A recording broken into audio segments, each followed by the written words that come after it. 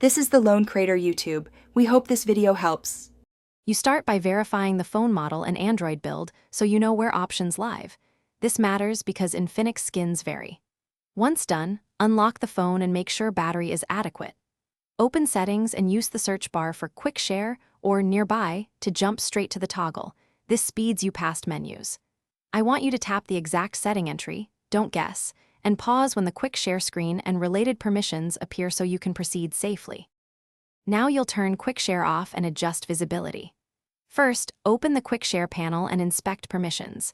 Location, Bluetooth, Wi-Fi, these enable discovery.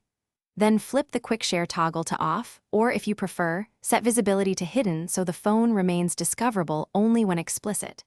After toggling, also revoke any persistent permissions for Bluetooth or location to prevent automatic reactivation. Take a moment to finish by restarting the phone so system services fully apply the change. This clears any cached discovery sessions. Then test from a nearby device. Attempt to send a file and confirm your Infinix is not visible. If Quick Share toggles back on, check for vendor updates that might reset settings, install updates and retry. As a last resort, backup data and perform a factory reset, or contact Infinix support.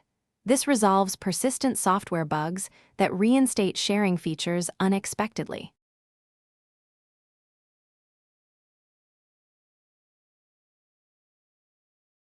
Thanks for watching.